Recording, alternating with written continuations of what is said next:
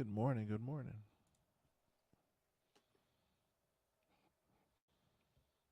Just a second while I check out my audio here. Hope everybody's doing well today. Still doing my audio check. Sorry about that. All right. Let me shut this down. Get this one up. Okay, I think I got this one right. Okay, so is it this one I share? Okay, this one. There we go. Let me get back on the right page here. Greetings, everybody. Peace and blessings to all.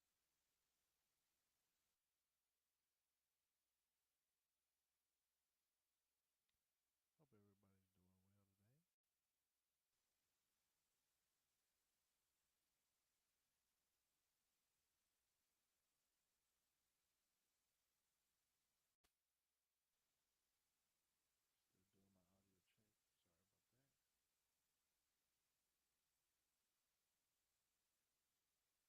Watchman coming to you live and direct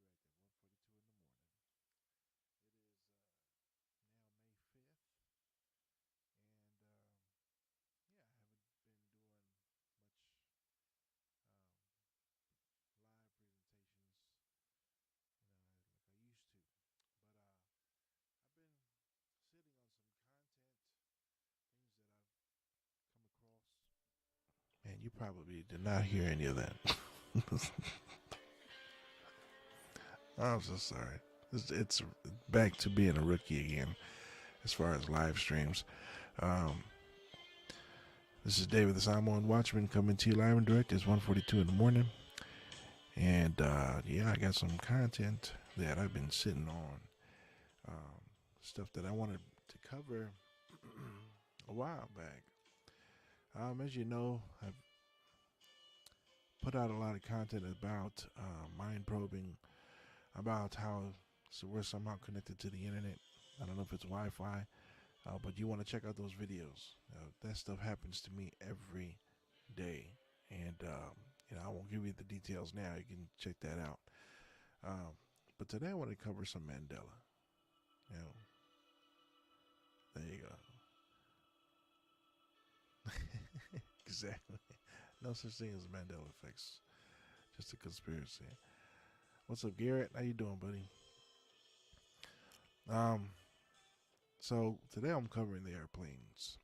Now, if you don't know, the Mandela effect with the airplanes is that the positioning of the engines, especially airlines, has changed, and so now the airplanes, well, the engines sit in front of the engine or in front of the wing, still below the wing, but in front of it. It's been slid forward, and I'll show some pictures here. But that's not how I remember it.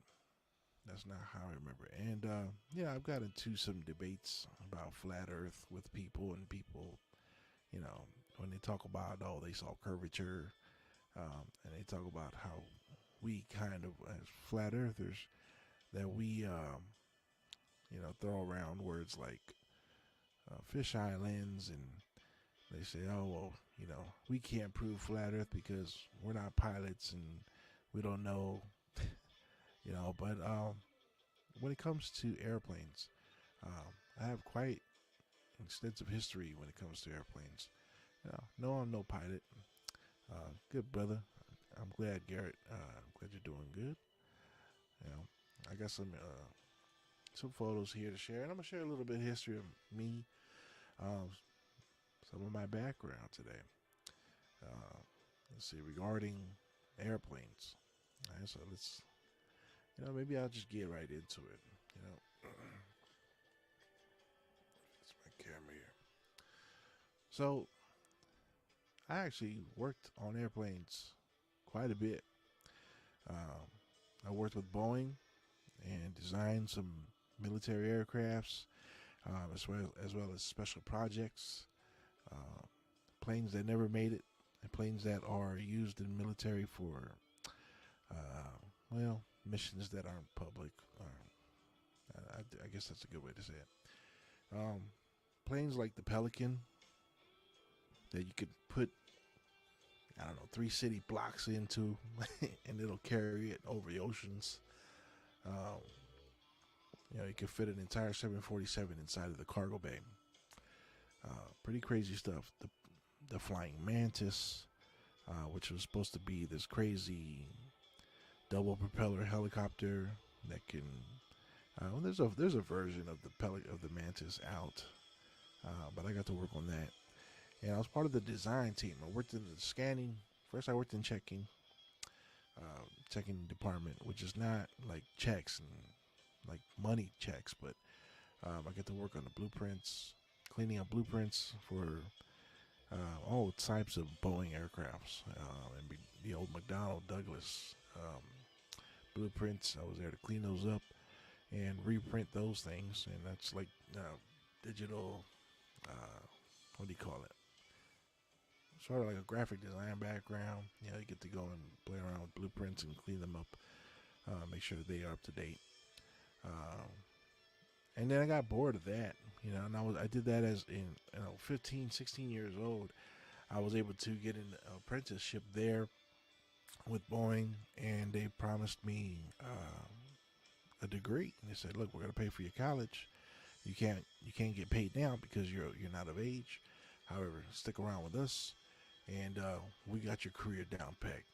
And so I learned. I sat there with my apprenticeship for a year and learned with them. Worked on the C-17 Globemaster 3, which is the main cargo plane for the military now. The C-17, my favorite airplane. That's a badass plane. And you see it in all the movies. You see it in all, every time there's middle like Superman, Transformers. You see all these C-17s up in there. It's the main plane that they use to fly things around, passengers and cargo. But it's designed to be a cargo plane. And in um, my work history, I worked at the airport for many years. I was the youngest supervisor in the history of this company that I worked for, which was one of the dominant um, shipping companies, ground handling companies in all airports, across the United States. Um, let's see. What's up, Latina? I went to bed earlier and just woke up. She says, I hope you keep this video up so I can finish it. Yeah, I was just going to record something, but I don't know. It was like tripping. I don't know what's going on with StreamYard, my StreamYard. I just decided to just put it up live. I don't feel like messing around with anything later, anyways. So, yeah, at the airport, went in, started working import export, logistics, and learned that. Started working with MD-11s, DC-10s, 767s, 747s, 747H, 777s, and I was there for a lot of the history when it comes to the airlines. I don't want to cover that today. I was there to witness history, and yeah, so there's things that I've noticed, changes when it comes to airplanes, as far as the positioning of the wing, and also I've noticed things when it comes to Mandela. Like, so if you are into Mandela, the Mandela effect, if you follow it, you will see that my baby, my youngest, hey, shh, my youngest daughter is talking in her sleep. Um, so sometimes you'll see a change, right, in reality. You'll see a change, and then it'll flip flop. You know, like spelling will be changed. People will notice it, and then a couple years later, it flips back to what it was. It'll revert back to what it used to be. Um, or phrases, things will change. And there are so many Mandela effects now. It's crazy. I don't know how people aren't putting more emphasis on this. I don't know how people are not paying more attention to the Mandela effect. To me, the Mandela effect is one of the more important subjects to cover outside of the gospel. The Mandela effect needs to be covered. Yeah. Um, where's Monopoly guy's glasses, right? Yeah, man. Like even spelling, like the word dilemma. My oldest daughter, I use her as a test subject. I'll ask her things to see what she remembers. Or my wife, I'll ask her. She's into, she grew up in church, so I'll ask her about scripture changes, which that's going to be my next video. With Mandela effect is more Bible changes. Um, the the Bible verse that my church is based on, which is the fight of faith. The church streaming, the church service that I stream every Sunday. Our church is called the Fight of Faith Ministries, and it's based on Second Timothy. When he talks about I have finished the race, I fought the good fight. That verse has changed, and it's crazy because this is a Bible verse that my church used as pretty much as a basis of what our ministry is going to be on. It's the gospel of Jesus Christ, and our main theme as far as like our slogan pretty much was Second Timothy, about I finished the race and I fought the good fight. That's where our name comes from, the Fight of Faith Ministry, and that verse has changed. It's crazy. It's crazy. I just noticed it recently while I was working on a video for my nephew who passed away, and we got that verse, and I did the slideshow and the media and stuff like that, and so on the slideshow I put that verse, and as I was typing it up for the slideshow, I was like, wait a minute, there's a word here that's changed. It's crazy. What's up, Rank 2000? How you doing, buddy? Garrett, thanks for being here. I remember the Monopoly guy wearing the glasses. Yeah, I remember he was like in a running position, right? And he's like holding on to the monocle, right? Scott Level Ram, what's up, man? Yeah, man, hit me up. I want to, maybe put some bass lines down on some of you guys' tracks. That'd be cool. Um, 2000. It's like after 2018, 19, we all woke up. Yeah, something strange going on here, right? And so let me show you guys a couple things. So here is the new position of the airline, right? Yeah, it's seventh. That's funny. Second Timothy 4. If you Google, um, I have finished. I have fought the good fight and finished the race. Right. So every Bible verse is the same except for the King James version, and the King James version is the one that we read. Second Timothy chapter 4 verse 7. Right. The NIV says, "I have fought the good fight and I have finished the race." Now, NIV is more of a newer version. King James is one of the oldest versions. The King James has always been subject to Mandela changes, and the King James is always like the first one to be changed, and then you'll see that other versions are, still the same, and then you'll start to see other versions slowly start to convert and change to whatever this new reality is. And so it's supposed to be, I have fought the good fight, I have finished the race, I have kept the faith, right? And that's a Bible verse that's been used for a lot of funerals because it's, it's fitting. I fought the good fight. That's the good fight that the Bible talks about, right? Fight the good fight, which is, the fight of faith, right? The fighting against evil, fighting against our enemies. At the end of the day, when you're done living this life, you can say these words: I have fought the good fight, I have finished the race, I have kept the faith. Now it says, I fought a good fight. I have fought a good fight. And when I saw that, I was like, what the heck? Like, that's not what it said, right? So yeah, Second Timothy chapter 4, verse 7 and 8.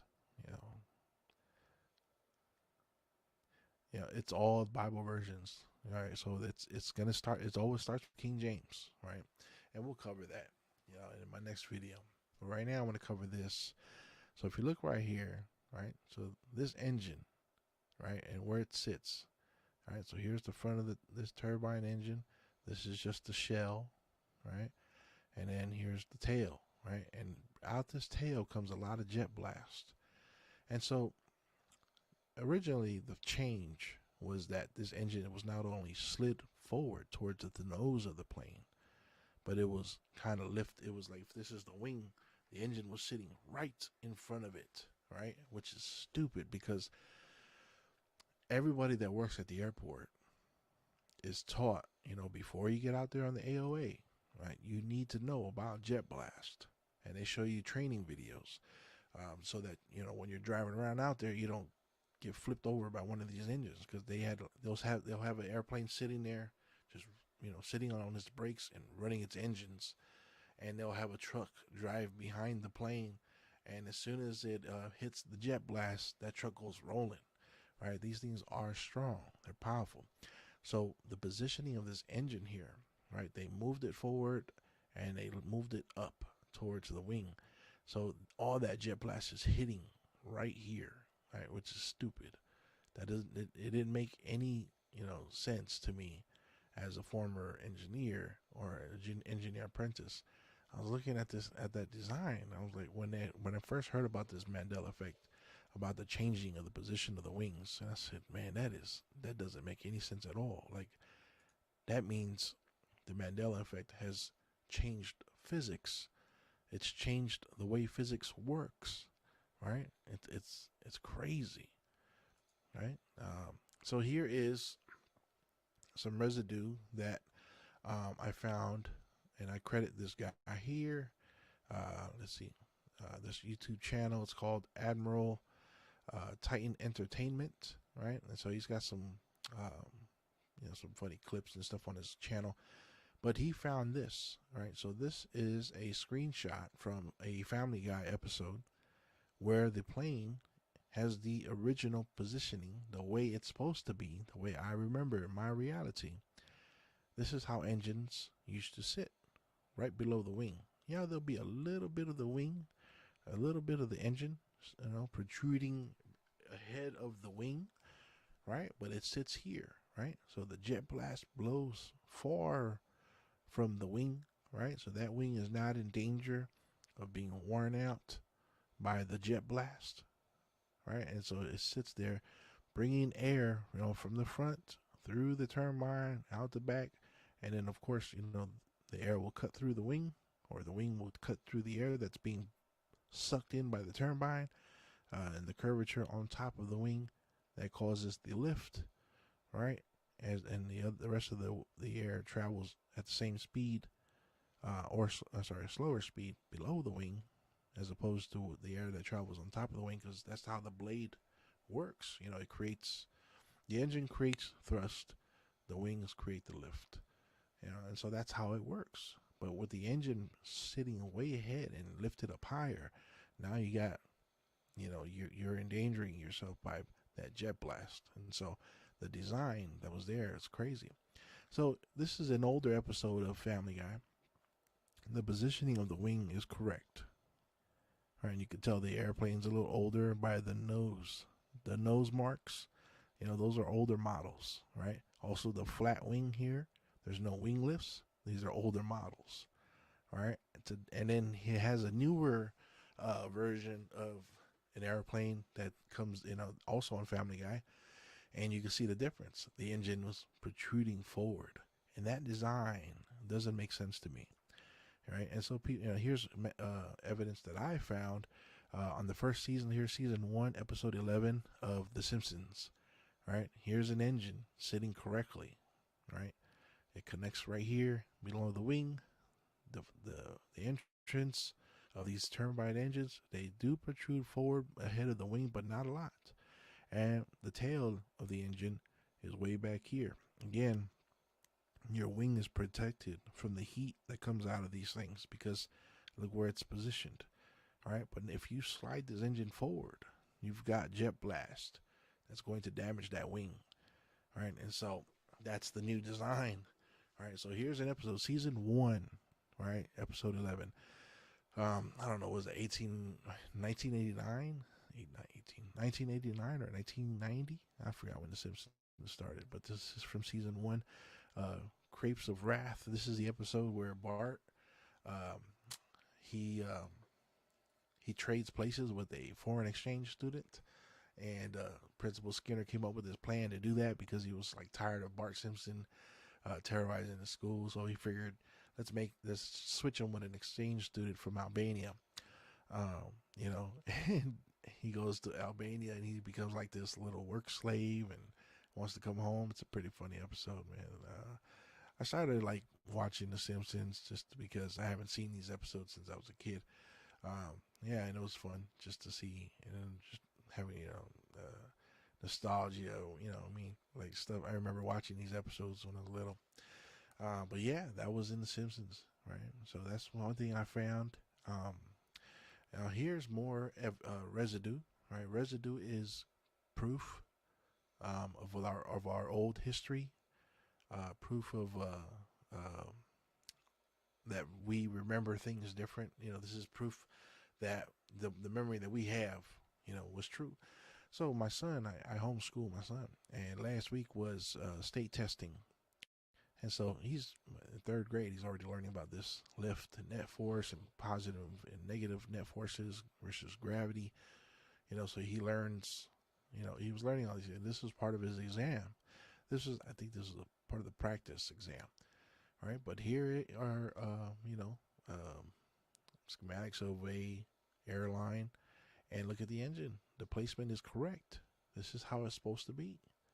Not way in the front of this wing like it's supposed to be. Now, this Mandela effect has flip flopped. If you notice that, if you follow Mandela effects, you'll see that it'll like change and then kind of change back, right? Or logos will change and then change back a little bit, or for some time, or phrases will change.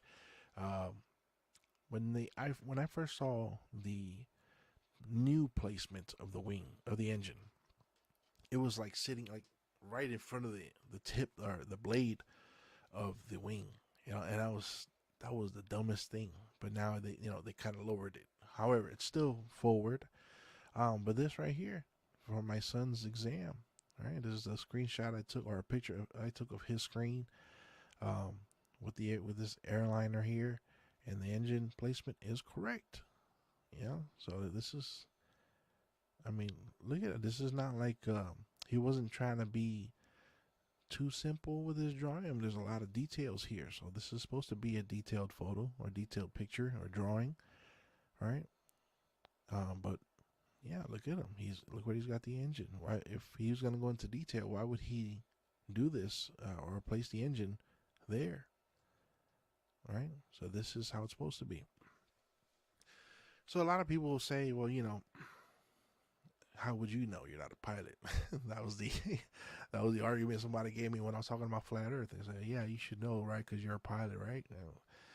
No, I'm not a pilot, but I can tell you, um, most likely, more than likely, I have been on more airplanes than anyone that you've met in your life.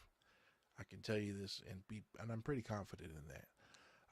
I've only flown a handful of times, but I've seen, touched, been on airplanes, more more airplanes than most people that you will ever meet. I can tell you that.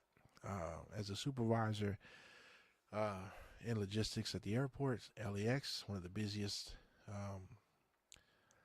airports in the world. Also working for Boeing at our Long Beach plant. I worked in Building 52, which is the second biggest building in California. Building the C-17 Globemaster 3.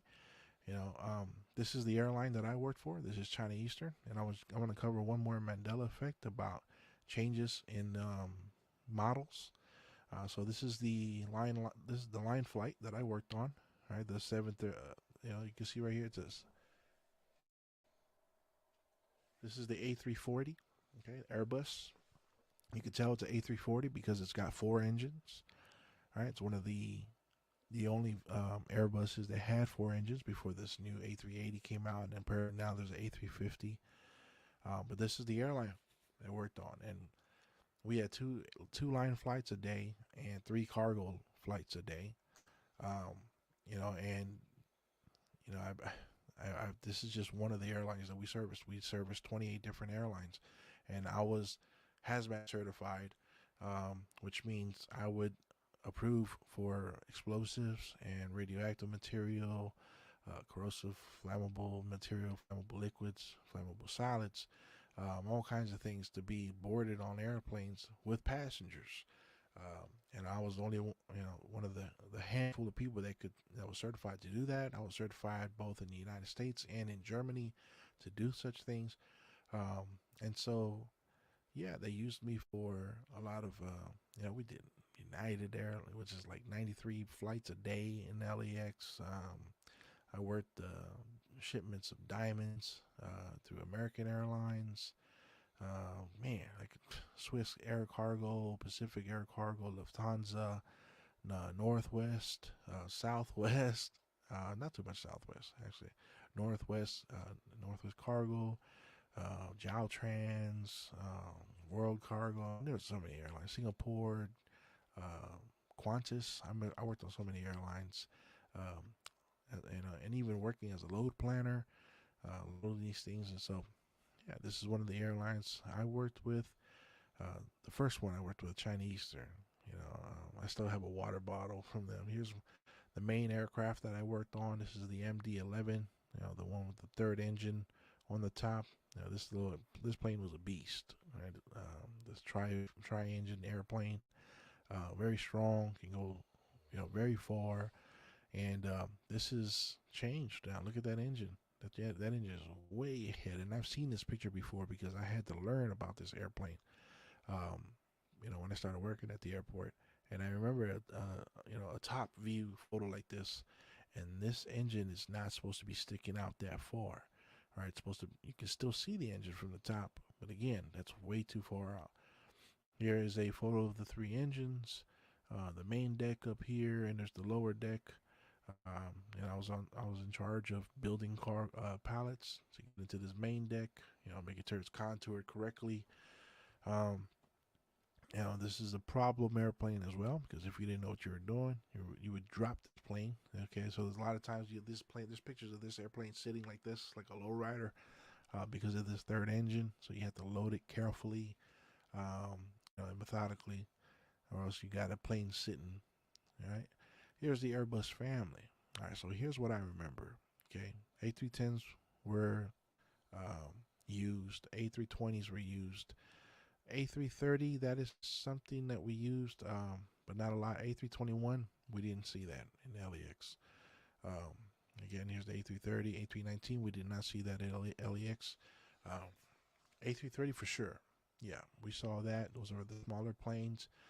A340 was one of the bigger ones. However, let me tell you guys, if you look at the numbers here, um, A350. This is an this is a response to Boeing's Dreamliner. This wasn't new. I think this is new. I believe it's new, like 2013 or I forgot. But this was not around. This plane did not exist when I was working at the airport. The A340, yes. However, when I was working there, it was not an A340. The big plane for Airbus was the A360. Now, let me tell you why that's a problem. Because apparently now the A360 doesn't exist. There was never an A360. There's only this A340 300 series and A340 600 series, um, and that kind of rings a bell. However, I remember there was an A360, and I remember that this A380 that came out when A380 came out. This was something that was rumored, all right, a double decker airline. There is a double decker plane already, but it's the 747 where just the front half of it is a double decker. The rest of the body is, single deck. Well, kind of single deck. There's the main deck and lower deck, but so it's kind of a triple decker. But you know, as an airline, if it was a passenger flight, it would have been a double decker. But yeah, the rumored A380, we were waiting for that, and it was like, man, this is you know, let's see, this is one of my first conspiracies that I examined. Jets are cool. Okay. Yeah, let me put that out there. Um, Let me get this link.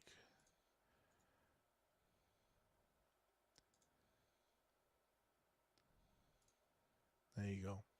If you guys want to come in the conversation, um, yeah, when I was there, the big airline was the A360. It was a wide body. It was one of the ones that could hold the most passengers. One of the longest planes. It had four engines that weren't too big, and everybody was saying, it still can't compete to the 777, and 747 had the big engines. The MD-11 had the big engines. But the A360, that was the big boy for Airbus for a while. But now, apparently, there was never an A360. In fact, there's articles now of people saying, will there ever be an Air 360, an A360 Airbus? And when I saw that, I was like, what the hell? Like, I remember there was an A360. Now, you could probably say that I might be confused with the A340 600 series that is commonly used in the field as far as transportation. Um, but I remember we had A330 airlines, line flights, meaning with passengers. We had A340s and we had A360s. A360 was the big one. Um, and I'm pretty sure people are going to say, you were confused with the 600 series. I was there when the A380 first made its first flight ever into LEX. There was only one before us. I believe that was India. But I was there when the first A380 flew into LEX. It wasn't used as a. It was for passenger. Well, there was no passengers on there. It was it's for passenger commute. However, um, people were just starting to buy them. All the airlines were like, "Oh man, we got to get an A380." They had to build a brand new terminal. to prepare themselves for the A380. I remember them rebuilding an old terminal and making sure that we have a double decker now. What do you call that? I forgot it. Where the little tunnel thing that stretches out to the airplane where you walk onto the airplane. I forget what it's called, but it's at the terminal. I remember the first one that came in, and it had a Qantas paint job. Um, and it came in, had all kinds of security around it, and I remember when it landed, and I came in the next day to work. And my one of my leads was like, "Hey, you want to go check out the A380?" It was a big deal. Everybody wanted to drive down there at the end of the AOA to check out the A380. And I was like, A380, that's cool, man, because now you got the A340, you got the A360, now we got the A380, and I'm like, what's Boeing gonna do? And that's when we started hearing about 787s because they weren't around yet. Because the big boy there was the 777 and the 777-900, which is the biggest one.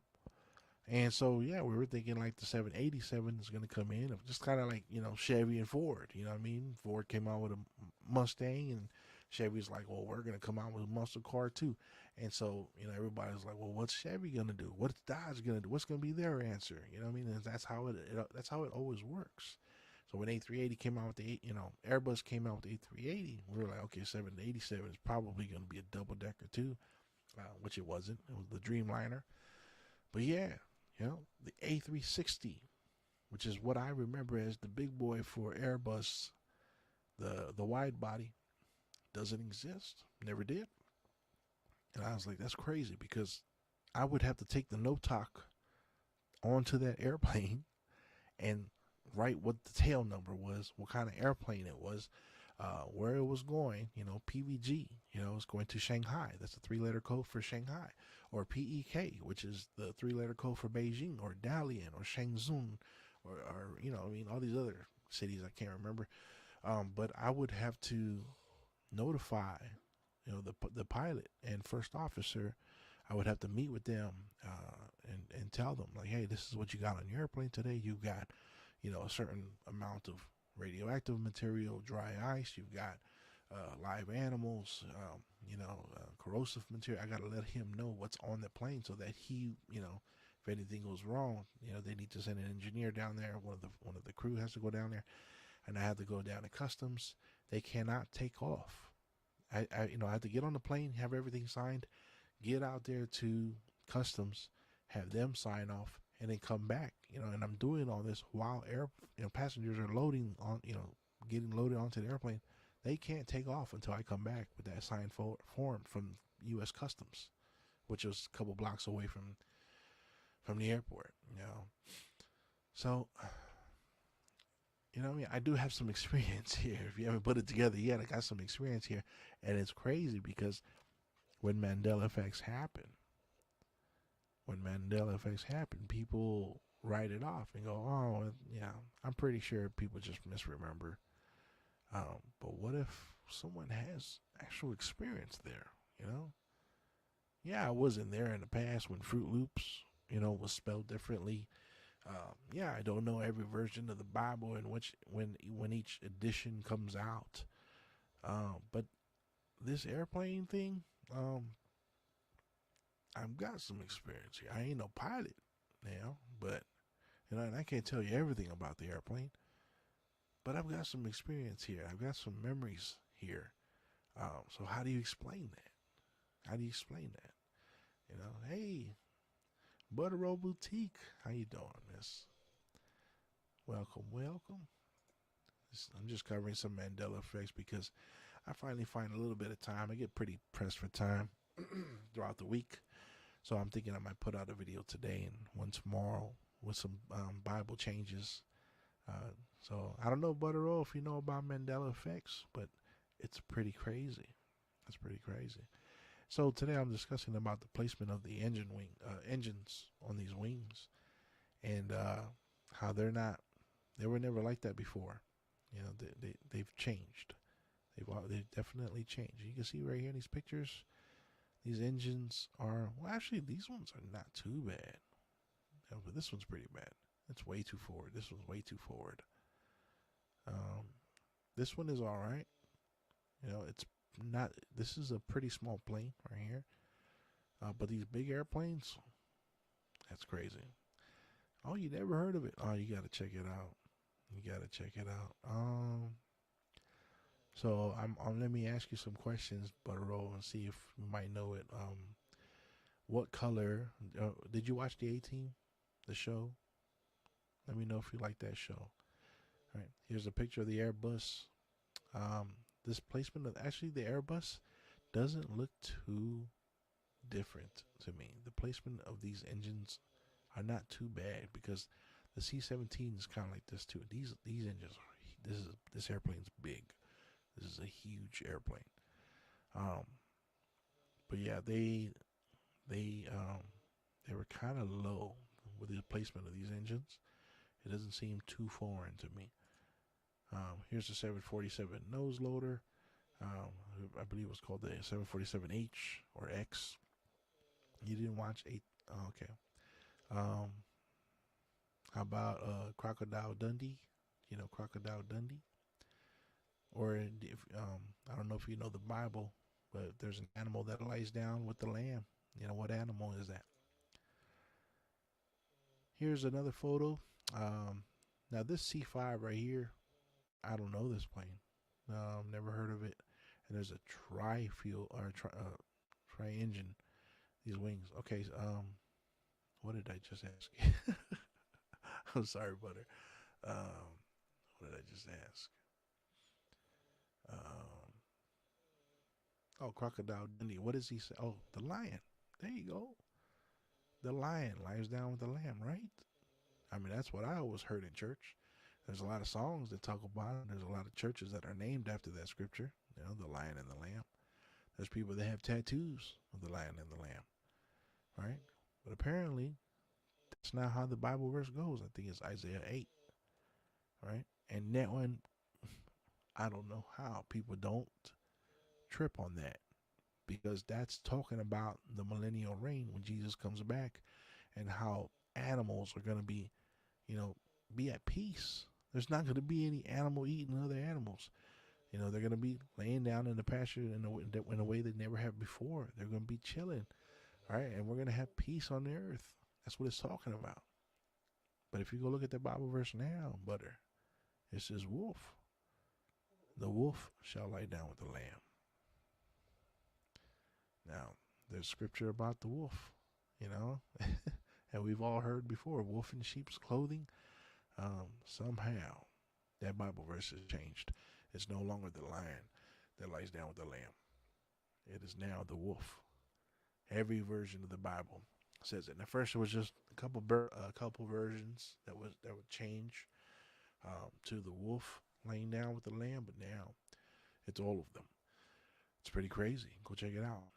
Isaiah 8:11. I'm not sure, but it's in there. If you Google yeah, let me do it. Lion and Lamb Bible verse. It is 11:6. 11:6. What does it say now? Um,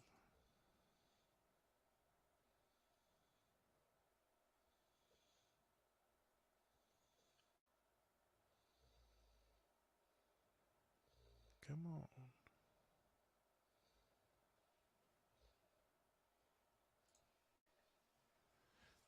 11:6. The wolf also shall dwell with the lamb, and the leopard shall lie down with the kid, and the calf and the young lion, and the fatling together, and the little child shall lead them, and the cow and the bear shall feed. Their young ones shall lie together, and the lion shall eat straw with the ox, and the suckling child shall play on the hole of the asp, and the weaned child shall put his hand on the cockatrice den. Then they shall not hurt nor destroy in all holy mountains, for the earth shall be full of knowledge of the Lord, as the waters cover the sea. So it's describing the peace that we're going to go through in the millennial reign, and it's pretty much how God had designed the world before Adam and Eve messed up. I almost said, I almost said, well, yeah, it's crazy. There's a lot of changes in the Bible. The story of Noah changes. Um, I can't think of what's right. Oh, the words that are in there now: matrix, muffler, couch, stuff. These words that are in there: corn. Jesus was walking through a field of corn. Corn wasn't discovered till the 1600s. I don't know how Jesus did it. You know. Hey, Miss D, how you doing? Good to see you, Miss D. Um, good seeing earlier. I see you guys. I've been wishing I can get up on karaoke sometimes, but the times it's different for me. So um, I gotta find. I'm probably gonna have to do my own because I cannot get on when everybody else is on. So yeah, here's the C5 right here. This is no, this is the yeah, this is C5. Never worked on this. So here's the Airbus. Worked on that. 747. I worked on that. Let's see. Here's my airplane right here. B2173. So this one goes from San Francisco to LA. And go back to San Francisco, then Anchorage, and then Shanghai. This airplane I've been on many, many, many times. Okay, so like every couple of weeks I'll be on this plane. Um, Again, the placement of that engine is foreign to me. That's way too forward. It's protruding in front of that engine, and that does not make sense to me. Okay, again, I've been on this airplane a lot of times, and this is some of the proof also that I've discovered. Have a good night, Miss Butter. All right, thank you. I appreciate that. Thank you so much. Have a good night. Um, this is also how I've found. This is part of my proof that the Earth is not as they say it is, because when these guys travel from Shanghai to LA, it's never a direct flight. It's always going to Anchorage, and then it goes from Shanghai, or it goes from Beijing to Shanghai to Anchorage to San Francisco to LA, and it's always going to go that way. Even if there's nothing being picked up in San Francisco, even if there's nothing to be picked up in Anchorage, they always fly that route. They make that curve. Um, why? I don't know. Maybe because if you put it on the flat Earth map, you can see it's a straight line, and so they have to stop. And they stop and refuel, because these airplanes, these big planes right here, these this especially the MD-11 right here, it's got these big engines, and it takes a lot of fuel. It takes a lot of fuel to carry, what is it, 70 to 100 tons of cargo that we would jam pack this airplane with cargo, main deck and lower deck and in the aft. Let's see. Here's another one. B174. Here's another one of my airplanes that I worked on. The first airline I worked on when I worked at the LAX. These guys would give me free Chinese Coca-Cola. I remember climbing up the stairs to this airplane and getting into the tiny cockpit. Meeting up with this crew of 5. Every day, 3 times a day. For this airline, they fly 3 cargo planes every day, sometimes 4. And I would get paid, oh my gosh, overtime, so much overtime, just waiting for this plane because it's always late. Coming from San Francisco, it's always late coming from San Francisco. So yeah, we would rack up that overtime. I'm very familiar with this plane. Okay, guys, and I'm looking at this engine, and I'm telling you, that's not where it's supposed to be. It's way too forward. So here is an example of an airplane with an engine right on the wing. Now this works, okay, because it's a propeller. Okay, these are propeller engines. All right, this is not the turbine engine. All right, um, they both kind of work similarly, but the exhaust of this thing, it's not, it's not a jet. You know what I'm saying? It is hot, but it's not.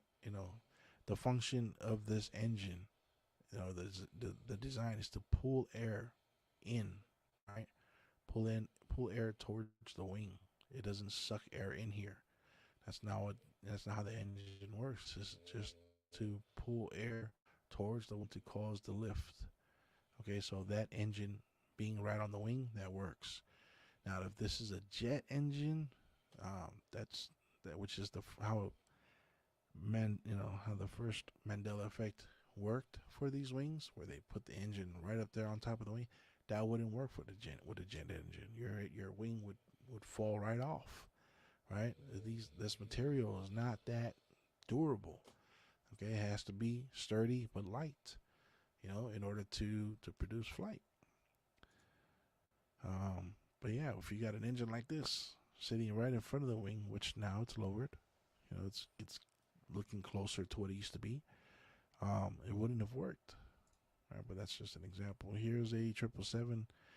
Okay, now this is an engine that's supposed to sit right up against the wing. Okay, because these are massive Rolls Royce engines here.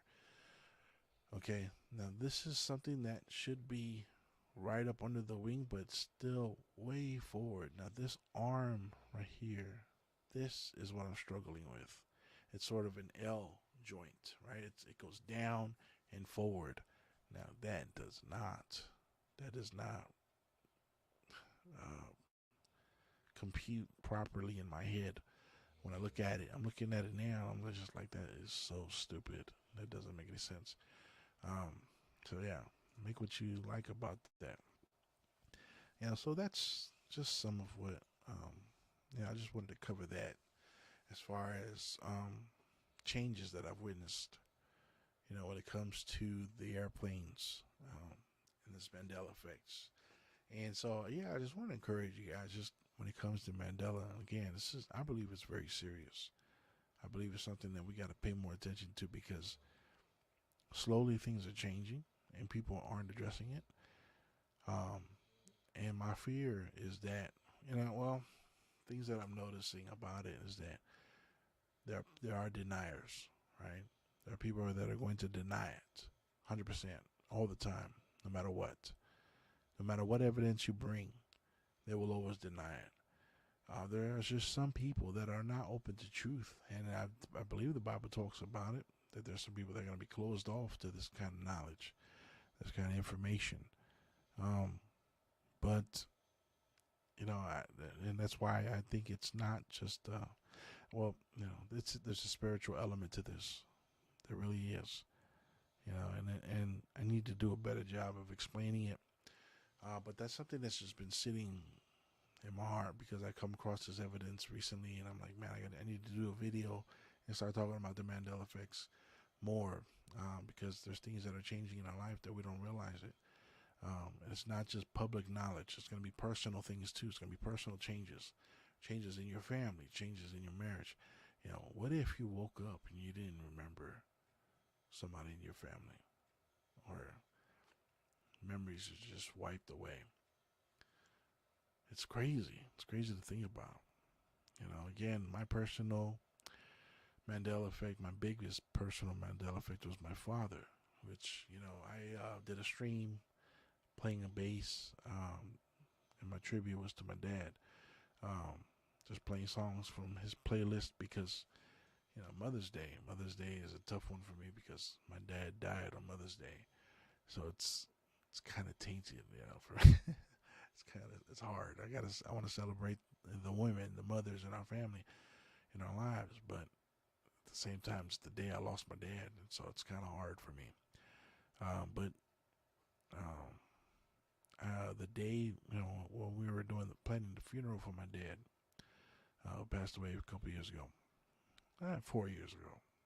I still miss him and mourn for him, but um, we couldn't. His children are the only ones that remember his favorite color, which is yellow, which is not very common. It's not common for someone to have their favorite color yellow, but that was my dad's, and for some reason, people just couldn't remember that. They kept having different answers for him, because when we were planning the funeral, we're like, oh well, dad's colors are gonna be yellow, of course, and everybody, people that were not one of his children were like, well, uh, why yellow? I'm like, well, what do you mean why yellow? That's Dad's favorite color. Are you kidding me? Everything was yellow. His truck was yellow. The dishes were yellow. He painted our apartment yellow. Uh, I remember him playing Yellow Submarine when we would go on little fishing trips by the Queen Mary in Long Beach. My dad's favorite color was yellow. My mom's favorite color was red. Mine was blue. My brother was green. My sister was purple. We all had our own favorite color. But things changed when my dad died, and people couldn't remember. Only his children remembered that his favorite color was yellow. And I remember telling my mom, I said, look, Mom, Dad's favorite color was yellow, yours was red. She goes, no, it's not. I like green. I go, what? You hate green. How is green your favorite color? Like, what the heck? And I told this before on one of my episodes. I remember buying glasses, or actually, she was picking out glasses, at the eye doctor. And I picked out this frame. I said, how about this one? It was like this nice green stone and gold metal. And she goes, ew, I hate green. Don't ever get me anything that's green. And I was like, oh, okay. I didn't know it was that serious. But I knew she liked red. Apparently now it's green, not red. And I'm like, Mom, your favorite song is Lady in Red. Your email is your nickname, which is Ruby. You know, I was like, you hate red? You see how things work in the Mandela world. Things are just ass backwards, and people are just they don't realize that they're being changed, that they're Mandela affected, that they've accepted some kind of new reality that is foreign, that is different. And I'm looking at them like, why don't you guys put the pieces together? They just won't. They just won't. So the reason why I put videos out like this is because I want to bring more awareness to the Mandela effect. Because there's going to be things that you realize. If you're awake, um, you're going to realize there's things that have changed, and that there's other people that just will not accept that. They will not accept um, your old reality, your old version of things. And the more I learn of different examples of this Mandela effect, the better it is, because when I get to watching like old shows and things like that, I'll start picking up on evidence. When I hear people quoting things wrong, like, hey, what's up, Alan McCready? Whoa, from Australia. Hey, brother, much love from Perth, Australia. Hey, right on. I got some family out there in Australia. Um, so you know Crocodile Dundee? What is the line that he says about his knife? Right. And so he's on a date. They're walking outside after the date, and African American gentleman crosses the path of Crocodile Dundee, and he says, "Hey, you got a light?" And Crocodile Dundee says, "Yeah, I got a light." And he's like reaching in his pockets, and I said my last name perfect. Oh, thank you. So Crocodile Dundee goes, "Yeah, I got a light," and he's like reaching in his pocket, and then the black guy goes, "Yeah, give me your wallet too." He brings out his knife, and the girlfriend goes, "I think you better listen to him." And he goes, "Why?" And she goes, "Because he has a knife." And then what is the line that Crocodile Dundee says? He goes, "That's not a knife." And he whips out his knife. He goes, "This is a knife," right? Is that how he says it? Anybody? Because now he says, "That's not a knife." And he whips out his knife. He goes, "That's a knife."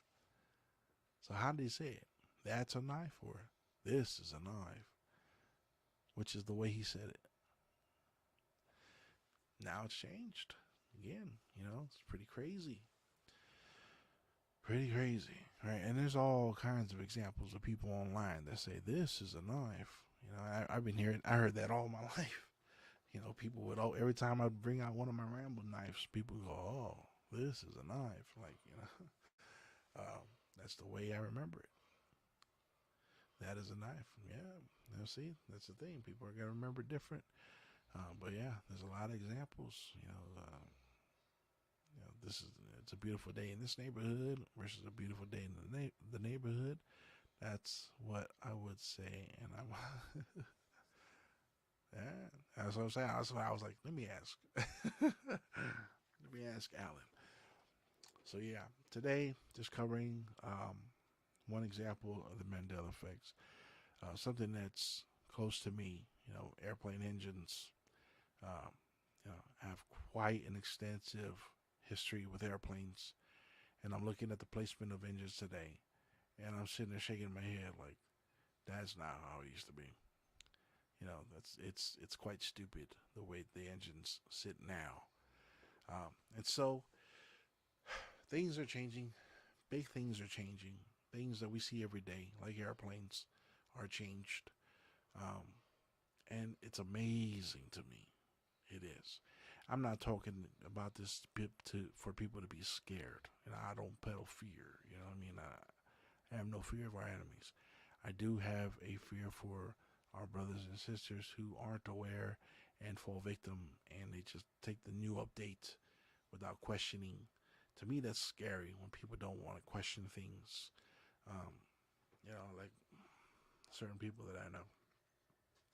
I wish people would question things more, be more aware, and be more uh, skeptical, and just I don't know. I just can't sit there and just let things happen. I gotta get on the horn and talk about it. But yeah, I got some Bible verses that I want to share. What else? I got screenshots of all kinds of things that I need to share, and I need to make some more videos. But I'm gonna cut this one off as it is. Here we went an hour and 6 minutes. I wasn't planning on going live. I was just gonna record this, but my StreamYard was glitching or something, so I just hit live. Just said maybe this will work better. But I thank everybody for coming. Alan, thanks for being here. Thanks for stopping by. Miss D, Rank, uh, Garrett, Butter, thank you for coming by today. Scott, I dropped a link, brother. I don't know. I thought Scott was going to come up. Scott Level Realm. Let me know, man. I like to put a bass line down, and to one of your tracks. Maybe if you got a drum track you want me to play on, I like to give it a shot. I ain't no pro or nothing, but I just like to have fun and collaborate. It's always fun to do that. So I'm gonna end this one here. Look out for more. Look out for some Bible changes that I want to cover, and talk about corn. Corn is a big one. That's one of the biggest mental effects to me. And the wheat and the chaff. I used to preach, and so I did a sermon on the wheat and the chaff. Um, and so it's very and also the wineskins. I preached on that one. That's another Mandela effect. So yeah, Alan, probably tomorrow I'll do a video or do a live on that one. But thank you for coming by. All right, it says much love. Happy to catch the live. Thank you. God bless you too. Thanks for coming. Thanks for coming. All right. So everybody have peace and blessings. For those of you catching the replay, um, thanks for stopping by. My goodness, my eyes are red. I just noticed. I'm sorry. I just noticed that right now. All right. Hope you guys have a good evening, a good day tomorrow, whatever's going on in your life. Peace and blessings to you all. Trust in the Lord God Almighty always. He is your Lord and Savior and Redeemer. And yeah, much love.